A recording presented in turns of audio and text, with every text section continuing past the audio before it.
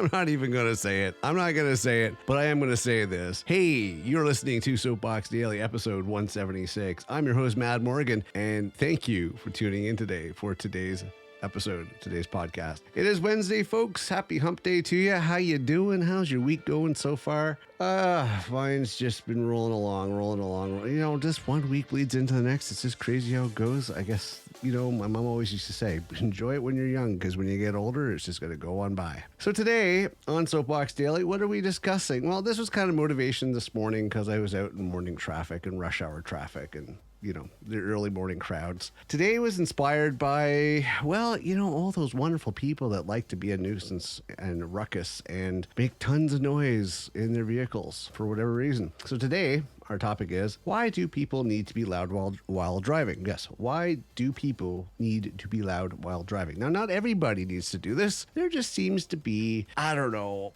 a certain limited amount of people, demographic, I believe it's called.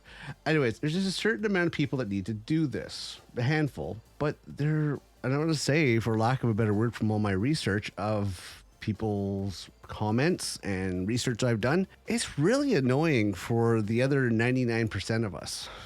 It really is. There's a small percentage of you that like to make themselves noticed. Now, we're talking everything from your Tonka trucks on the road, you know, these pickup truck guys that think they're so cool and, oh, look at that, I'm a country boy because I drive a pickup truck. Well, no, but there's no need to make your vehicle a lot louder to sound like a monster truck. I know that's what you're going for. And don't mention all these Honda Civics out there like to straight pipe their exhausts and do all these modifications. I love these little putt-putts that they get modified.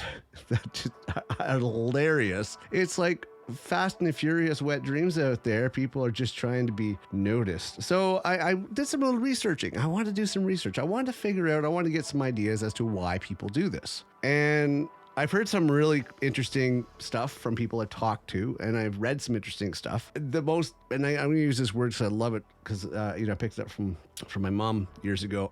The most asinine explanation I've heard is, oh, it's car culture. Yes, it's car culture. No, it's not car culture. I don't know where you get this car culture thing from. What is it, a religion? Is this a cult?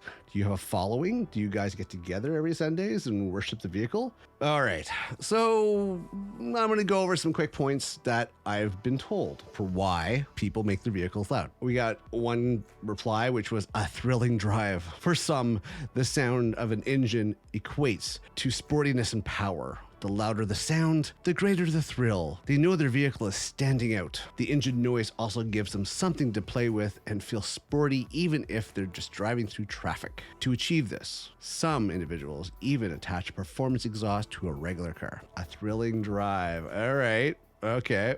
So here's the next one. Performance boost. Those who make their car louder may commonly cite improved performance as their motivation. Removing a muffler can be very slight, can give a very slight increase to a vehicle's horsepower by allowing greater levels of exhaust fumes to leave the engine in a free flow style. No muffler is in place to hinder or provide resistance to your vehicle's exhale, resulting in an optimal expulsion of energy. No muffler. So yeah, don't sell that to somebody who's buying. In reality, the horsepower increase and corresponding performance boost is almost undetectably minute. Really, it's true. On a race car that is optimized in every possible fashion for performance, this is understandable. But on a standard vehicle, this is less defensible. Okay, nice try. Try again. Okay, here's the next one. Optimized shift notification. I love this one. Some other loudness gurus claim that it provides better engine acoustics, letting them know the perfect moment to shift. While it's true that this might come in handy at the track, it is not necessarily for the vast majority of driving. In fact, cars are required by law to have enough engine noise present in the cabin to convey the necessary auditory cues. All right, good try.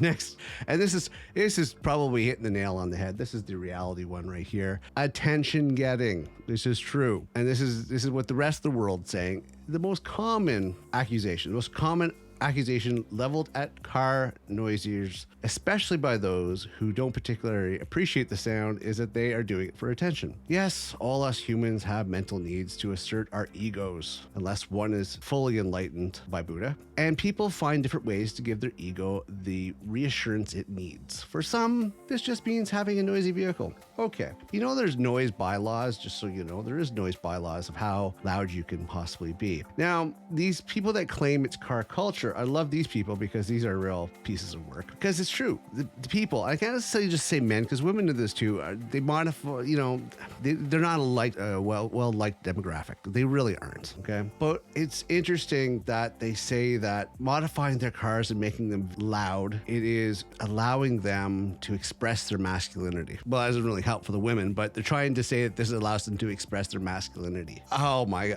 God. Seriously, take it to the next level of stupidity. But no, I'm sorry. In the city, there's no need for it. You're screaming for attention. You're like a child throwing a tantrum. They want attention. And every single time, I'll tell you, about 90+ % of the people around you that hear your loud Tonka truck or your souped up Prius are thinking, wow, this person is like a child screaming for attention. Why do you do it? You don't impress anybody. I don't remember the last woman I've ever met that was impressed by, wow, look how loud that engine is.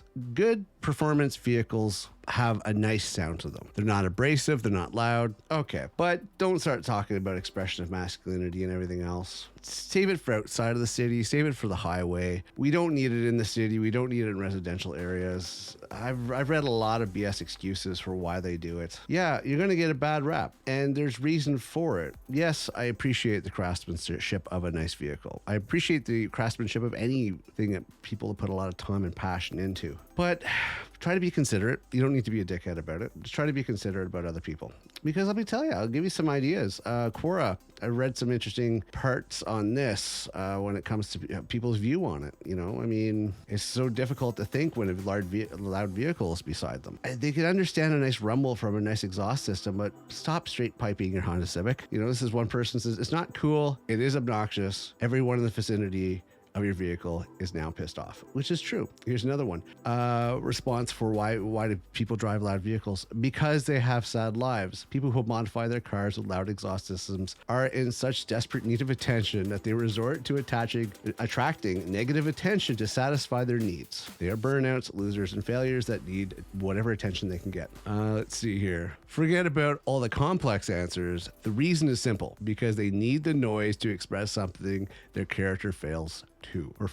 Let's see. Oh, I love this one. Generally speaking, is another reply by Ed. Generally speaking, is because they're insecure pricks who selfishly impose their noise on others. My BMW M240i is quiet yet quicker than many. I even turn down the radio at stoplights. If others can hear the noise, you're a prick, period. Straight to the simple and to the point, yeah.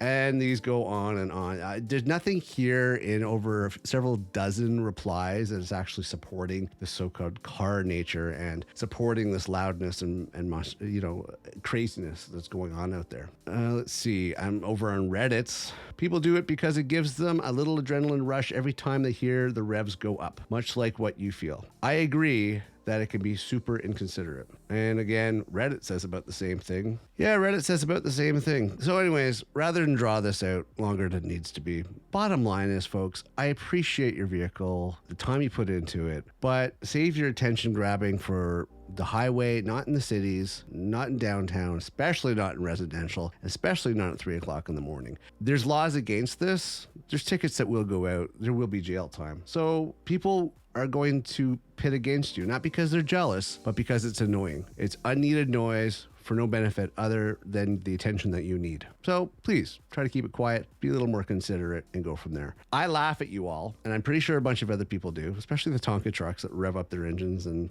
these wannabe sports cars. But you know what? If that's what you're going for, if that's the negative attention you're going for, that's on you, and I hope you get what you need, and hope you get some help, and I hope somebody loves you. Okay. Yeah, I have a little bit of bitterness towards these people. I once had a vehicle back when I was a teenager that was loud, and I found it actually embarrassing. I really did. I found it rather embarrassing. I don't know how come the last couple of generations has embraced this. The only thing I can think of is one, too many trips over to the monster truck show, or watching way too much Fast and Furious. Okay. I'll wrap this up. Hey, I'm your host, Mad Morgan. Please check out themadmorgan.com. Yes, themadmorgan.com for all information on all our shows and podcasts and projects and everything else from now going into the future. Have yourself a happy hump day. Hope you have an amazing day moving forward. I know I'm a little late today, but real life, right? What are you going to do?